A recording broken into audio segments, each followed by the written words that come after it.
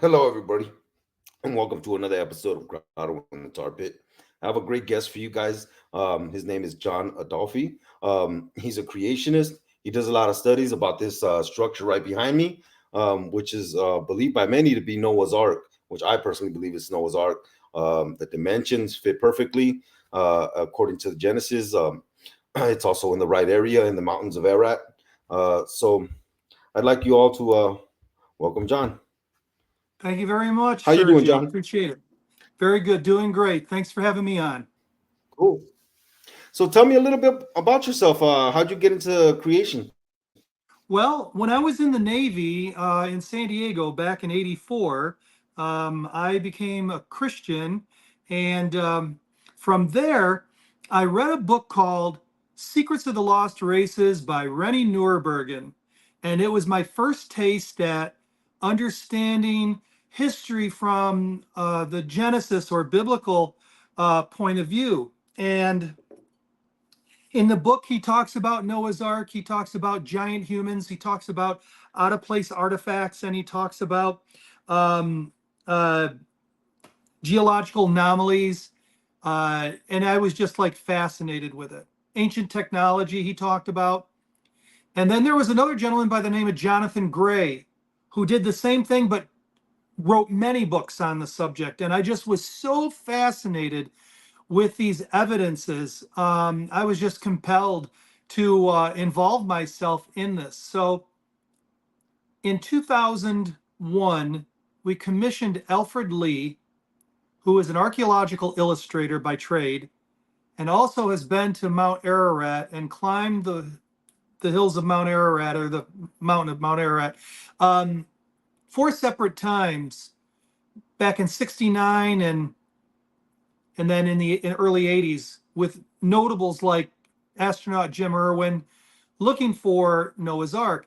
And when I wanted to exemplify and have the most, well, this is how I build it in my mind at least, the most accurate rendition of Noah's Ark put on canvas ever. That was the goal. 3 years later, we unveiled it in 2004, and in 2005, we decided to not just change our name, but our ministry was Bible Land Studios, and my wife came up with Lost World Museum. I thought it was a great idea. It sounds a little more secular, and that's really our target audience. Our target audience really is the agnostic who doesn't have a chip on their shoulder, who are just kind of get through life and are trying to figure things out. And if we can come in and we can show them something interesting that gets their attention, um, that may open up a doorway and lead them down a pathway from agnosticism to a Bible believing Christian. And so that's the idea. But in the meantime, we're touching Christians' lives and challenging, just by virtue of our presence, the people who are atheistic, atheists or evolutionists. So that's basically how we got started. And then more specifically and more recently, we discovered TikTok back in 2020, and that started our online presence, really started it. And then it spilled over to YouTube and Instagram, Facebook, X, Threads. And so that's how it started. Yeah, that's kind of where I've been seeing you. You've been popping up a lot of on the Facebook Reels and the YouTube Shorts. So Sure. yeah, that's great. So by any chance, did you ever know Ron Wyatt? No, I didn't know Ron personally. Now, Ron died, I believe, in '99, if I'm not mistaken. But I know people who knew Ron, and Alfred Lee, who I mentioned earlier, who climbed Mount Ararat. He went over to the Holy Land with Ron, and they went to Ararat. They The first voyage ever on the Red Sea, the real Red Sea. crossing The Gulf of Aqaba. was, yeah, was him and Ron. That first time out, it was Ron and it was Alfred. Ron was supposed to dive. Alfred was going to remain topside, and but Ron got sick. I think seasick or something. He got sick, and Alfred was not prepared to dive. The water was so clear, Alfred said, that he was able to see to the bottom. And this was where it was about 70 feet deep. And he illustrated one of the wagon wheels. That was the first documentation of Ron with Alfred. There's been subsequent, obviously, exploration since then, but that was the first time. Yeah, And for you guys so that don't know, on the channel, what's really amazing is that this clearing, or there's a land bridge going from Nueva Egypt all the way to the Arabian Peninsula, and it's a small, I think like 60 feet or something like that wide, and probably like you said about 70 feet deep, and it goes from one side to the other. But on the other side, on each side of that, there's like a 500-foot drop off. So the whole thing of it being there perfectly for them to it cross really over, is. yeah, it's a miracle of God.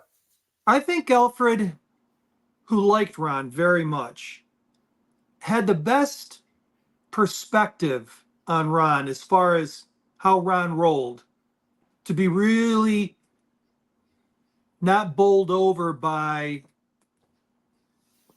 what God is doing through him, what he claims to have found. You know, Alfred said this. He said, anybody that goes into the Middle East and um, where their life is on the line, and Ron's life was on the line more than once, he said, Ron did good work. And now, if you really want to be, and this is secondhand information, I'm not Alfred Lee. I didn't know Ron personally, but I've known, and you guys can see it yourself if you look up Danny Shelton, who interviewed him, had a crew over there when they were exploring the Ark of the Covenant. When they were going down into the pit, into the caverns, they paid $10,000 to Ron to be able to photograph and video what was going on there. And if anyone's interested in hearing the story of what actually happened, and I've heard Danny tell it twice, one on this video and one when Alfred and I were on his program, Three Angels Network, back in 2005, off camera. He told us about the story of what happened over there. So what you got to watch out with Ron is that Ron was intelligent. He was interesting. This is what Alfred told me. Fascinating to talk to, a good guy, but he had a sneaky side of him, and you had to watch out. Alfred told me that when you're over in Turkey, you don't collect anything over there to bring back. You don't. It's just something you do not do because their laws are extremely strict. So there was a man who offered them a chunk of Noah's Ark, and that was too much for Ron to pass on. Alfred, of course, told the man in Turkish, no, thank you. So they go to the airport, and Alfred and him are going through customs. And Alfred said to me that Ron, just before they went into customs, pulled out this object that he purchased from the merchant in Turkey. And he said to Alfred, I don't have space for this. And he put it in his satchel. And he told me the account twice. And the second time he told me, I had to ask this question. I said, why didn't you say something? Why didn't you do something? He says, I couldn't. He says, we were right there ready to go through. And once we went through, then Ron said, oh, wait a minute. Let me take that back. And he retrieved his object. And then they went about their business. Alfred was a very forgiving person. But that's the problem. Now, Ron claims to have found Noah's Ark. He's not the first one. Matter of Yeah. fact, in It's called the Rupert structure from the person who actually seen it for the first time, which was right. actually an aerial photo that was done during I think like he was in the army or something. It was 1959, they had some U-2 plane go over or something and take a snapshot of it. Now, John Morris from the Creation Institute there in San Diego, Santee or San Diego or whatever, I spoke to him. He said that in the 1960s, they went out to look at it. Now, these are yeah, geologists. yeah, I heard Ron about that. was Ron was not a geologist. These were geologists that went out there to see what this thing was about. They used they used dynamite on it Yeah, to try to get I heard inside they of it. didn't believe it was it. I heard they didn't believe it was they the they actual. concluded based on their analysis that it was a lava flow, an anomalous lava flow, and nothing more. Well, I heard that has something to do with it that because of the mountains of Ararat that there was some lava coming out or something like that that it helped to add to the petrification of the actual wood, which why it look they would actually come out with that conclusion that it's lava flow, but it's actually there's the whole chemical thing that happens that turns the wood into stone. Right, So right. Well, while everybody's musing over that, there's another faction of belief that it's still up there at 15,500 feet on the northeast side, inside the Hora Gorge, in a valley. Um, there have been over the last 200 years 40 eyewitnesses that have claimed that it's box-like and described where it was located, and there seems to be a corroboration of eyewitness accounts that it's there underneath the layer of ice most all the time. Time will tell. There's nothing wrong with good, honest investigation. And Alfred, even though Alfred did not agree that that was Noah's Ark, the Drupanar site, he also, in the same sentence, would say nothing wrong with investigating until we finally come to the truth. Obviously, since the ice is most of the time hiding a lot up there, if the ark isn't up there, the ark is not up there, and time will tell. Let's say whether global warming is true or not. There are times where that meltback exposes the ark. It did in 1916 when the Russians went up there. It did it again in 1902 when George Hagopian saw it as a young boy. In 1943, when the U.S. was doing flybys and reported 16 millimeter footage and stills were taken of the ark when they were flying by. So there are times where this thing is exposed. So if it's there, it'll get exposed again. This time we're going to be ready. yeah. So I guess the real problem is that most of the time it's usually covered in ice. Like the picture behind me, it's rare when it's like that. Yeah, no. Yeah, up at 15,000 feet, there's a glacier there that, you know, it comes and goes, but most of the time it just stays there, you Yeah. know. Is there So, year round? yeah. The best time to go to Ararat to explore that area, that specific area, is August, September. I guess what I've heard from my inside folks is that this year is good for tourists to climb the mountain, maybe the south side, but not good to go where this may be located. Not good for people looking to do expeditions. The climate isn't, the political climate is Arena? not right at the Okay. moment. Yeah. I actually know of a person. I might have him on pretty soon.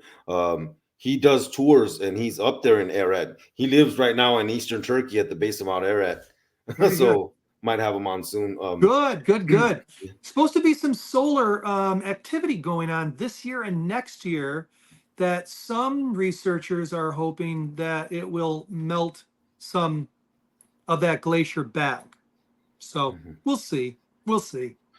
And then another thing is like there's always gonna be there's gonna be people that don't want it to be it, even if it really is truly the site of Noah's Ark, which I think it is. Ron Wyatt was led to pretty much so many other sites that I kind of have my faith in this one, especially with all the tests that they've ran, and it's kind of like a beating a dead horse in my thoughts. I know you might have a different perspective, but I know for a lot of people, it would be better that it's not, because they can get funding to continue to look for it. So for a lot of people, I mean, I see why they would say it's not it. Sure. Mhm.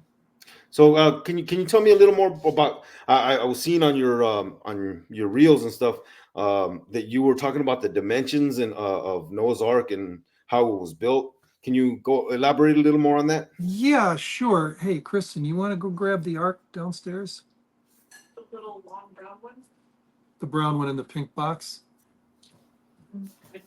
Yeah, I'll be happy to. I got a little model one that I'll show some details about it. Now, when first off, we have the biblical account that Hmm. explains that it's got a 6-to-1 ratio of width to length, which is nowadays typical of most of your like tankers, which makes sense because you're trying to not go anywhere. You're just trying to keep Stay afloat. yeah, you're just trying to keep the cargo safe in while it's in there. And so they have figured, now some of these cargo ships are 7-to-1. This one's a 6-to-1 in the height, and they said that for the job that it was to be made for, there was no better ratio width, length, height with what it was designed to do. You could not improve on the ratio, no matter how much boating or ship design that we know now. It was perfect. Perfect. When they test tanked this for the movie 1976 movie In Search of Noah's Ark, they built a larger version of this. This version right here that you're seeing has a keel, goes all the way down and underneath it.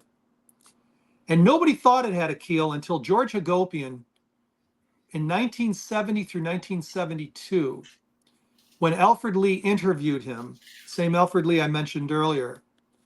He George Hagopian said that when he was 8 and 10 years old, he stood on top of Noah's Ark the first time, and described it.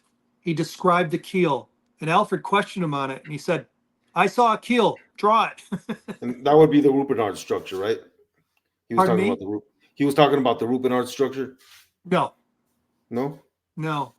Matter of fact, when Alfred was up there with the French explorer Ferdinand Navarre in 1969, searching for wood, Ferdinand Navarre in the 50s found wood at the 14,000 foot level. Mhm. Now, whether that's the Ark or not, or a piece of it, or another structure that was built in ancient times up there, don't know. All I know is that he found wood, and they believed that it was Noah's Ark. Anyway, they hired him some 13 years later to go to the same spot, and they brought hand augers and whatnot, and they drilled and they looked for 2 weeks, and they finally found wood, and they extracted it and brought it back to the United States. A year later, a realtor contacts the search organization and Alfred Lee and says, "I know someone who claims to have seen Noah's Ark," and it was his realtor, and he had Mhm. not shared this with anyone because he was scared out of his mind, because he was a defector from the Turkish army. Okay. And then he had the guts to go back with a 16 millimeter camera to go shoot Noah's Ark How did he get in the to, country? well, I don't know, but he ended up in a Russian gulag for a while after he defected from the army, and he spent some time there, a little bit of time there, and then they said, "You got to go." So he went straight to the United States. Then a couple of years later, he got some money and a 16 millimeter camera. This was in 1921, right around that time. And what was going on was the genocide of the Armenians. Oh, yeah. The Turks were wiping them Yeah, out. because Mount Arad is close to Armenia, ain't it? It's like the Turkey Armenia border or so. Oh yeah, yeah. It was a Christian nation, Yeah, it's up the until oldest Christian nation, you're Armenia. right. And so they started killing him right off the shore. They were throwing him off the ship and everything. So he didn't even make it across the country. He filmed. He filmed that Wow. from afar. He filmed part of the genocide that was going on. Came back to the United States, developed the film, and showed it publicly. And some scary men showed up, and they warned him. And after that, he shut up about anything that had to do with Noah's Ark, Armenia, Turkey, was silent, never married. And then his realtor, when he was in his 70s, he disclosed to her for probably the first time, because he got close to her, about Noah's Ark. She saw this stuff that was going on in 1969 with the search organization, contacted them, and next thing you know, Alfred Lee is interviewing George Agopian for 18 months, on and off, drawing his memories. And so the Ark that they did the replica of did have the biblical ratios, but also had some of the characteristics that George Agopian shared with Alfred. Now, what's really interesting about this is that it can pitch. They discovered that it could pitch and yaw like almost 90 degrees, and it won't tip over. No water will get inside of it, because this right here is the window, all the way up and down, and and in the roof there's a small hole on each of these. And this right here, this area right here, is missing all the way front to back. So you basically have two platforms that don't come together in the middle. Two platforms all the way up and down the arc, two platforms all the way up and down the arc. So why that's important is that when the light and air comes through here, it hits all three of the levels, the fresh air and the light, hits all three, just like a mall. Very clever. And they said it could also withstand up to 200, the equivalent of 200-foot waves. The other thing is, and apparently there is a bow and a stern to this thing, even though it looks almost the same. But they said that when it wasn't being touched or anything, it would right itself into the waves.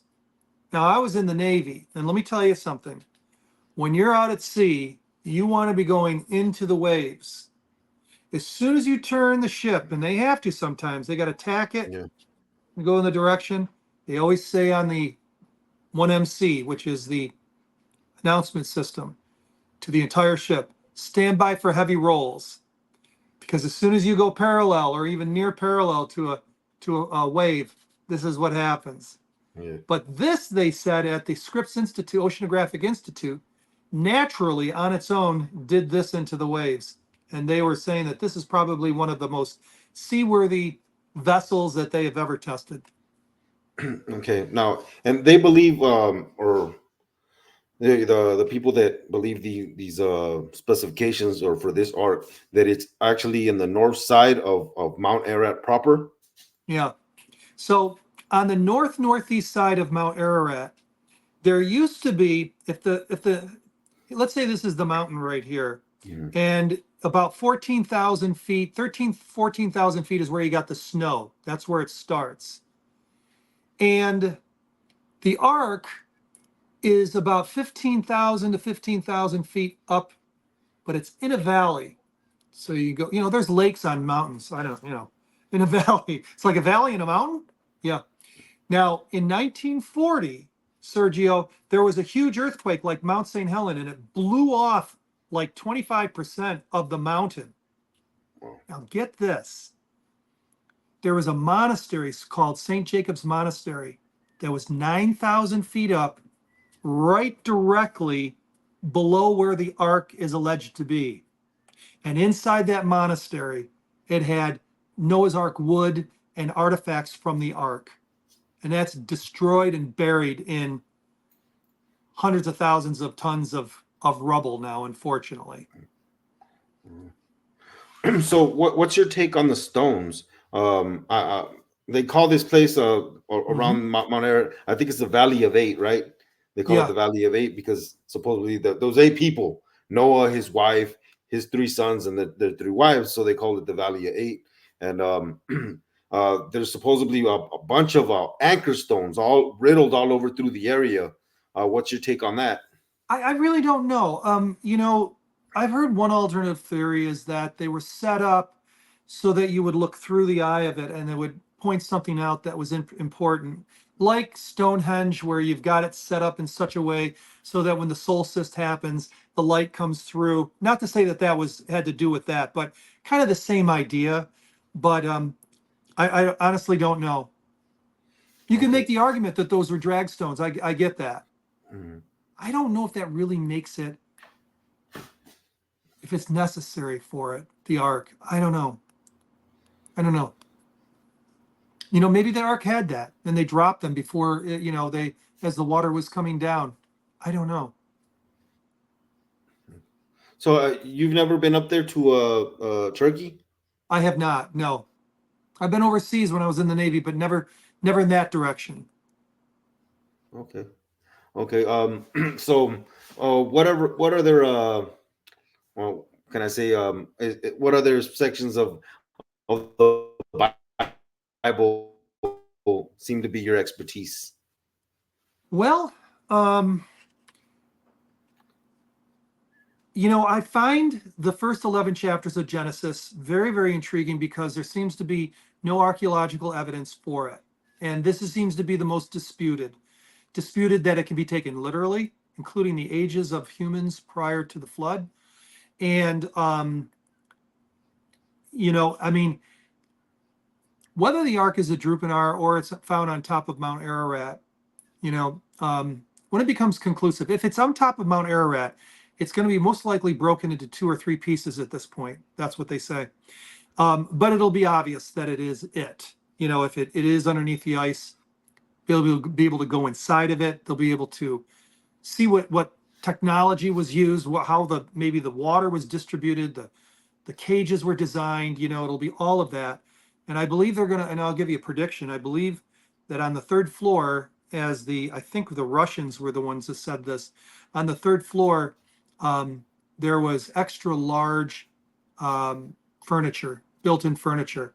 I believe Noah was 12 feet tall, and one way to find out if the people before the flood were giants and not any of this angel Yeah. human hybrid nonsense, we'll find that there are going to be tables and chairs built in, because on a ship you have everything built in. You don't want anything running around the floor, like a chair. Everything has to be built in, stable. You'll find chairs and tables for 10 and 12 feet people. That's my prediction. That's my hypothesis, my theory. Well, one thing that I've heard, is that they found an altar around that area of Mount Ararat, and it's seems like it's set up for a sacrifice. Sure. But the only thing is, it's a lot bigger than for a normal person. A person would have to be about 12 feet in order to sacrifice on there, as well as the animal would have to be much bigger for it as well. So, That's interesting. Because I mean, if um, we were sacrificing something, we'd probably do 3 feet, 4, five yeah, feet, yeah. at the most, right? Yeah, so if it's taller than us, I doubt we're gonna be throwing it up there and trying to climb up and slit its throat up there.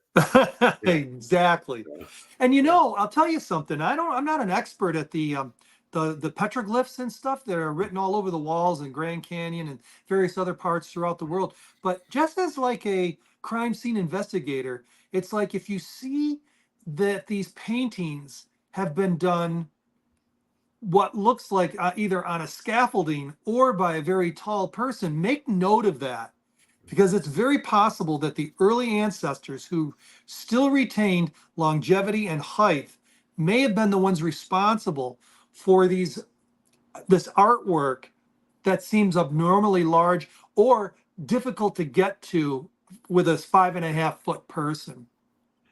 Now, do you also subscribe to the canopy theory? Yeah, there's two theories on that. One, that the canopy is more vapor, and then the one that Dr. Baugh talks about, he feels it was more solid, like frozen solid, Frozen, yeah, than ice. right.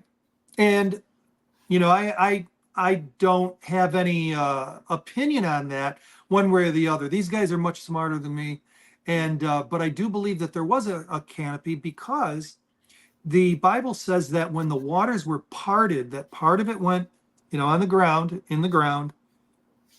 The other half, if it is one half, It's above the went up in the firmament. atmosphere. Yeah. Yeah, so like for those that don't know, it says that there was a firmament, and basically the firmament or is where the first heaven, or however you want to describe it, is where the birds flew. And on top Right, of that, it said there was water on top of that. So that's where the theory comes in, that there was a crystalline canopy about 3 fingers thick all around the world that right, caused hyperbaric conditions. So there was this man who I was watching this one video. This guy put these little tiny piranha in a hyperbaric chamber, which means he pumped it up to 35% oxygen, which probably before the flood, everything was about 35% oxygen, or the sure. whole world was. Uh, um, and there was a lot more pressure because right now we have about 50 miles of atmosphere, but all that was condensed into about 10 miles covered by a crystalline canopy. And so he recreated these conditions through a hyperbaric chamber, and those little itty bitty piranha grew to be like 12 or about 2, 3 feet. Well, yeah, that's interesting, isn't Yeah, it? yeah, I and, don't know if you know or not, but Dr. Carl Baugh at the Creation Evidence Museum in Glen Rose, Texas, did experiments like that. And he's got a grand experiment he's trying so hard to get off the ground. It's the same thing that you spoke about, but on a much larger scale. He has a tank that is 8 feet tall and about 60 feet long. And they're trying to get the doors to seal. This is something that they have to get right, and in there, they're going to have an electrical tube that ups the electromagnetic field to what it was pre-flood, mhm, because it's been every 1,300 years, there's a half-life on the electromagnetic field. And so they're working it backwards and coming up with a certain idea of what it might have been. And they're replicating that inside then they'll increase the oxygen. Then they'll increase the hyperbaric or the air pressure, and then they're going to conduct biological experiments in there. mhm. I guess one thing they want to do is get the egg of a tuatara, which is the closest thing to a dinosaur. Mhm. And I think the egg itself costs $150,000 because they're uh, they're rare and they're Mhm. endangered in Australia. And a And tuatara, tuatara, is that a lizard? yeah, like a lizard but a reptile. It's weird. It's the closest thing. I can't remember. It's like it's not a lizard, but it's a reptile. Or if it's not a reptile, it's the closest to the thing to a dinosaur. Anyway, what they're going to do is they're going to hatch it Mhm. inside Yeah. of the hyperbaric chamber, the biosphere as they call it. And then get this, and this is the he says, to see what the full genetic expression is able to do. Yeah. I'm Yeah. like, wow. Yeah. I just wish Dr. That is Baugh was crazy. like 20 feet young, 20 feet, 20 years younger. He's getting on in age, and I feel so bad because he's this close of doing something with that. It's going to be extraordinary. He's going to have cameras in there. You'll be able to go I bet. online and watch it. Wow. Yeah. Yeah. Wow. The places technology has taken us. That's Oh, crazy. Yeah. yeah. Yeah. I could just imagine. So tell me, Yeah. like I know just by listening, there are some few views that we might not agree on, but we're all That's united. fine. We're all in the same body of Christ, We're on the right? same team. Just Yeah, we're on the because same team. we have a difference of opinion about, I mean, whatever the truth is, if God allows it to be expressed and it's obvious, and and maybe you're right, but but if not, then it's the other one. Then great. The whole point is not Ron Wyatt. The whole point is what the truth is, and As the God is proclaimed, and yeah, and God, really, it really is more about that. And Ron has a good track record. Great. Um, there are some that follow him as if you don't follow Ron, you're not a Christian. These are Seventh-day Adventist friends that I know that knew Ron personally, and they take it to that level, and it's really too bad because it's not supposed to be that way. Even if Ron is 100% correct, it's not supposed to be like that. It's not a test of fellowship. Well, in, in, Um, in my in my opinion, it's always been, if it's not a salvation issue, hey, we are on the same team. Once you start taking away from the deity of Christ, then we got a problem. there you go. Yeah. So tell me, what do you think the conditions were pre-flood? Okay, so that's a great question. We see that there's giantism in the fossil record, both with the plants, animals, insects, not everything, but we see it, I believe that extended. And I believe the reason why we see giantism is because that's how they were originally created. And I think that even humans were that way and needed to be able to live after sin 900 years and be 12, maybe 12 plus feet tall. And because 6,000 years of sin, both morally, ethically, environmentally, physically, it takes its toll. Every generation, it takes its toll. And if he had started out with 6 foot beings that only lasted 90 years, we may have already been extinct before that. So I think the forethought was make them more robust, make them live longer even after sin, make them tall, make them strong, genetically incredible. Not having to use pen or paper, they have perfect recall. And Dr. Boss says that working back at 1% genetic degradation per generation, working back 130 generations from today back to Adam and Eve, he believes when you do the math that their IQ is somewhere between 400 to 700. And we barely can get anybody to have not get 200, 220 at the most is like, that's That's it. That's the genius. That's ceiling. a super genius. That's not even Einstein. Einstein wasn't even 220. No, he was 160. I looked it up the other day. Yeah. But you got to understand that when you look here, and this is where my wife comes in, she looks at the savants and the prodigies and sees what kind of capabilities they had mentally, and then packages all those individual savant qualities, and it says this is what the antediluvian brain looked like. Perfect recall, perfect recall. Anybody writing Photographic something memory. down has to be Yeah, laughed at. yeah, I Why can would you imagine. write something down if you can recall it perfectly for 400 years? Yeah, And yeah. so you have to, since there were carnal nature and carnal people and people doing evil, and I mean, Cain killed Abel right out the get go. That there was 1,600 years of evil geniuses on the earth. What did they come up with? Are those monkey men-like creatures, the ones that we really can't account for with the beetle brows, were they some kind of amalgamation? This is just a theory. Um, were the thorns and thistles, were they in the laboratory of Satan, or did he encourage man to make those twigs turn into spines? I don't know, but it wasn't God's design. And those thorns and thistles that we see was not original. Neither was eating each other. And I found out that I heard this a while back that even mosquitoes were fruit eating insects at one time. And Good Lord, I so, wish it were like that today because they're eating me up today. well, most Go of get them I yourself a found mango or something. most of them I found out are fruit sucking that, but there's only a small fraction of them that on top of fruit go after blood. So they were, I think technology was there. I believe, how could it not be? If I was a carpenter, whether I'm a And you good live guy or and you live bad to be guy, 1,000 years old, you'd learn to do some things. amazing things. Yeah. And if you look at scripture, gold was laying on the ground. The resources were absolutely unbelievable. There was more land than water. There was all this ease of earning a living. Even after the earth was cursed twice, it still was relatively easy to sustain oneself.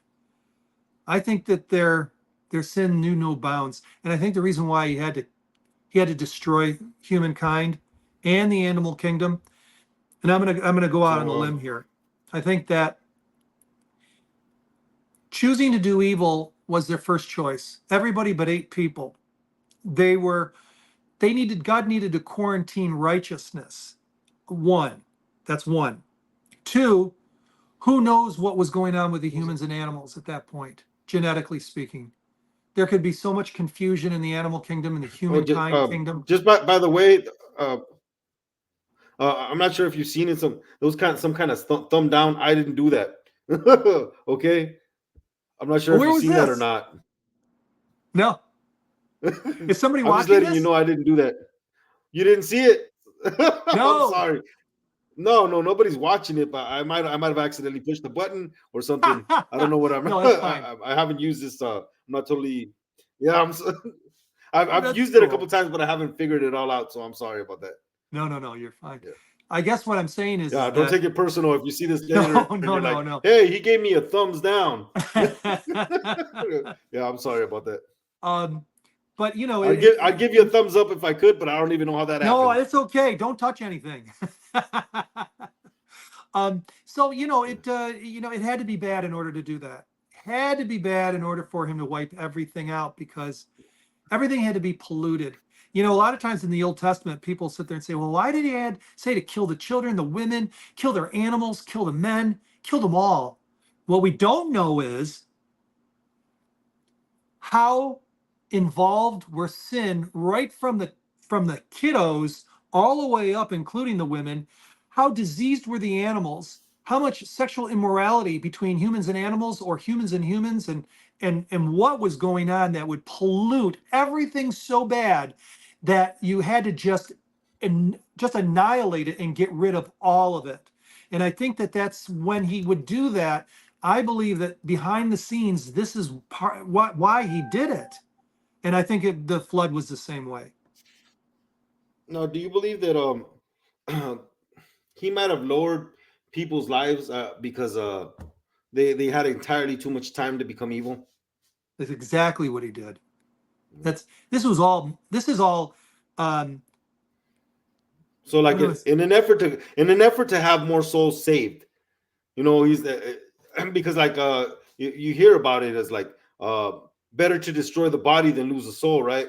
In other words, he's saying it's no. better to kill them while they're saved than be, Well, or the propagation of evil. This was all about management, like human resources. This is about managing the sin problem until and making sure that there's people at the very at the very end, lowering the our longevity, our age span was I'm sure what we're going to find out, it was a very humane thing to do, because had he kept it, I mean, it took 1600 years for them to get to the point to where nobody wanted to do anything right, and whatever else that they did to the animal and human kingdom as far as genetic disease, perversion. So you couldn't let Hitler survive and try to work out his plan for 800 years. Better for them to get their stride at 20 or 30, go 40 years, and then die. yeah, And unfortunately, good people too. yeah. Can't get people get going and then keep going. It's just, So you describe it all to the fallen angel theory. Then you're the Sethite theory. yeah, absolutely. To me, it Okay. makes so much more sense. I'm in a minority though. And what's surprising is that, the Talmud speaks of this, and I think even Josephus speaks of this. I mean, there's so many credible, what appears to be credible sources that side with this theory, and including almost all of Protestantism. It surprises me that there aren't more of those who look at this and scrutinize it and say, "Wait a minute, is that what it's really saying?" When they say it's the sons of God can be three things. It can be good angels. It can be um, uh, Adam before he fell. In Luke, it talks about so and so begat so and so as it goes backwards, who was the son of Enosh, who was the son of, who was Adam, who was the son of God. So unfallen individuals are called sons of God. Good angels are called sons of God. And those who have been adopted back into the family through conversion are called sons and daughters of God. Never once does an evil angel call a son of God, ever. They're called fallen angels, demons. They're never referred to as sons of God, ever. Daughters of men, son of man, son of man. The reason why Jesus called himself the Son of God and Son of Man, because he was the Son of God poured into a body that had the propensity, not the desire, but had the propensity, if he chose, he had 4,000 years of fallen human nature that he was poured into as Jesus inside of this, and then overcame. This wasn't some Teflon Jesus that the Catholic Church painted.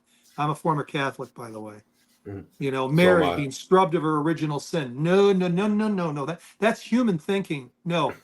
The miracle is that Jesus had a fallen nature like ours, did not choose to sin, and overcame through his connection with the Father. So that's the reason why he was called Son of Man. He was called Son of Man because he had that fallen nature, yet did not sin. And that part of him that was in him was the Son of God. And Son of God, Son of Man. Daughters of men, saw the daughters of men, and the sons of God looked upon them. They were the progenitors of Seth. And they said, just like Samson, she's looking good. Don't do it, Samson. It's wrong to intermarry between believers and unbelievers. I don't care. She pleases me. I want her. They enticed them. They were in the mountains. The Canaanites were in the valleys where it's better, but they had to keep away from them. That was the idea. And as a When you result of read, that, you know, it's sad that you read the story and you're looking at him 3 times. She was setting him up. You could even tell she's setting you up to take your power, right? And he was still dumb enough to relieve or no, let her know what or reveal what his strength was. You yeah. know, I was like, man, he is. How could he do that? But we see people do that all the time and not even Pe- notice it. Well, when people are attracted to one another, the rationality can go right out the window. That's part of the problem. They're willing to do acts of passion, sometimes very bad acts of passion, as a result of that connection that they have with the opposite sex, you know? And so, yeah, I got questions with this theory that it was angels. It's like, okay, if you're going to take it literally and superimpose onto it that it was a fallen angels that had relations with these human women, it said that they were their spouses. So think about this for a second. Hey, Satan, I'm going to go live with this woman. Okay, see you later. Honey, I'm home. Oh, did you get some berries? Did you do some farming today? Yeah, I did. Yeah, That's what they're really saying. The glamour of it or the horrific or weirdness of it is just the idea that they had giant babies of yeah. some sort. Are we going to go to the Book of Enoch for our answer on this question? These babies were 450 feet tall in the Book of Enoch, and the 200 good angels, even after the fall, even after the war in heaven, I'm supposed to believe that 200 angels, after they saw 1/3 of their brethren get ripped from heaven because of their disobedience and all the horrificness that they had to go through during that war, during that separation, during them leaving, and they saw what sin does, and then they're going to sit up there, look down on the created women and go, hey, I think I'd like to become their husband. That means they fell. That means that 1/3 of the angels fell just prior to the creation of the earth, and then 200, if we look at the Book of Enoch, 200 decide to leave heaven again so that they can become sires of giant children. Now again, I do attain to the fallen angel theory, but I'm glad that you're here, and I'm glad that you're here to present your view, just so my listeners have reference. Good. And yeah, like I said, we're on the same team, okay? We Or like certainly you are, say, we're on the Sergio. same team. And I got a question for you. Okay. Um, since you are a realtor, right? Yeah. You do realty. Let's talk about the biggest retail in the world now, the land of or the land of Israel and Jerusalem specifically. What do you see going on over there? First off, I can let you know that yes, they got back to their homeland in 1948. Mhm. Great.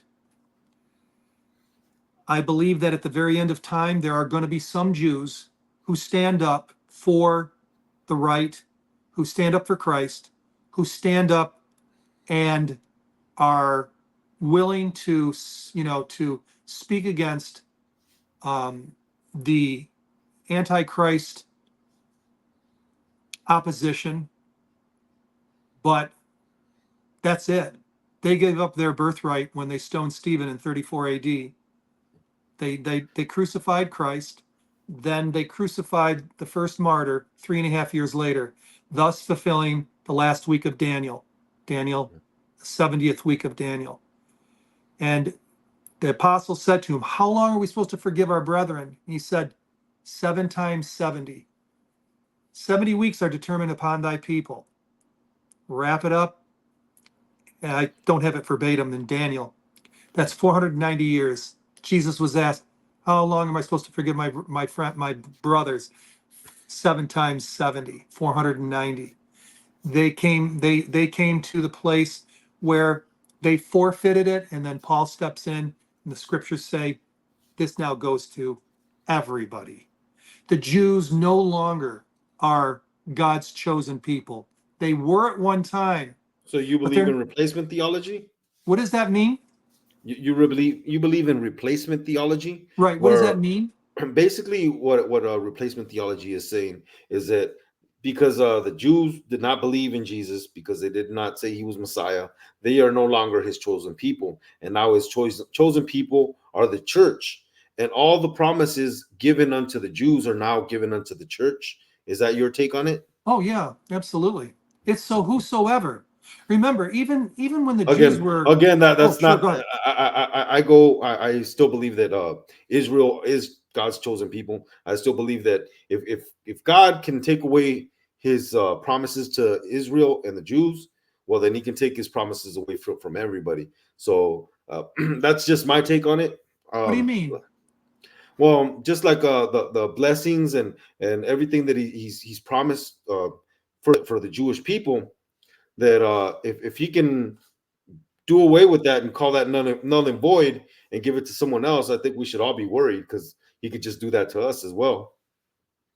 It's always been whosoever, right from the very beginning. It just happens that the Jews were his spokespeople who blew it constantly, always. And they never got it together. In the beginning, that they perhaps you could make an argument that they did, maybe the second time around, and when they came to the promised land. But after that, it was just apostasy after apostasy. Look, they're cursed with the carnal nature, just like you and I are. And that's the reason why Abraham was so important. He showed what righteousness by faith is all about. And that is believing God's word, having a heart for God, irrespective of any kind of, look, he assigned them that. There was no, there wasn't anything special about them. He gave them an assignment and they blew it after that final testing time of the 490 years. They killed Jesus and then they killed Stephen. And then that was it. They're done. Now, will they play a part in the very end of time? Yes, they will. As evangelists for God's last day church and the opposition between the Antichrist force and the church of God, whatever that is. And I won't go into that right now about the specifics, Well, but it says, one thing within all that is that we do have to keep in mind is uh, unlike the Jehovah's Witnesses that say there's 144,000 meant to go into church. Actually, right, those 144,000 are people from the tribes of Israel. they come together to preach the word in the last days. I believe that no, it's going to be whosoever that allows the Spirit of God to reflect the character of Christ in them. So what Yeah. you're saying Well, is that but the it Jew, does say in the Bible though that it's 12,000 from each one of the tribes. Uh, absolutely. Now the question is, what does that mean?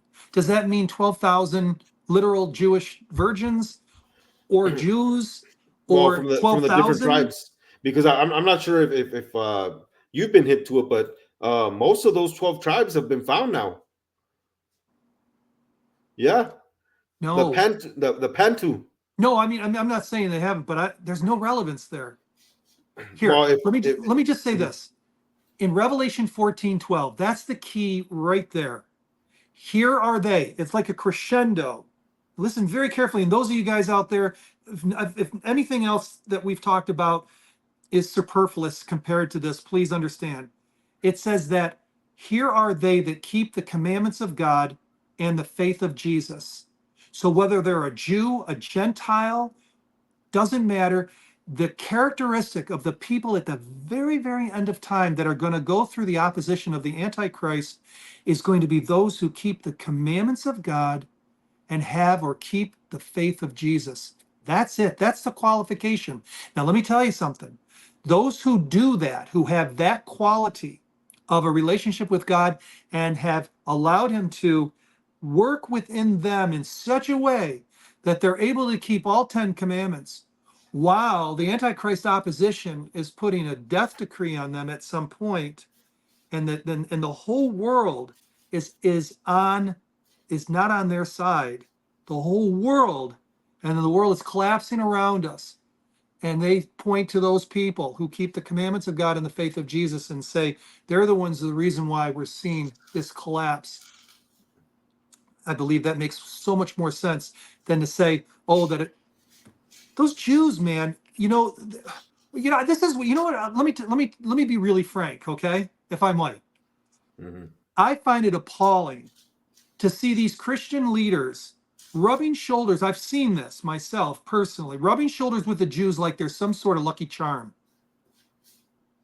That's how they act. They act as if you're the one who is God's chosen people. And yes, we believe in Jesus and everything. I do attain to that, and I My think friend, I think I might have some Jewish ancestry myself. that's fine. Whosoever. Paul was a Jew. Whosoever. Paul said, if you believe like Abraham, you're a Jew. Mhm. And those Jews in the Revelation, that's all apocalyptic language. You're supposed to look at them and say, okay, this is symbolic language. When I go to the Old and New Testament, especially the Old Testament, what what does this say? What is it unlocking? That's how it's supposed to go.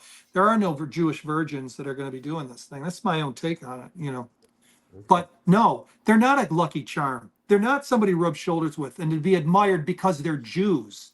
No, no, Well, they're not no, because they're Jews, but because they're God's people. no, they're That's not. what I believe.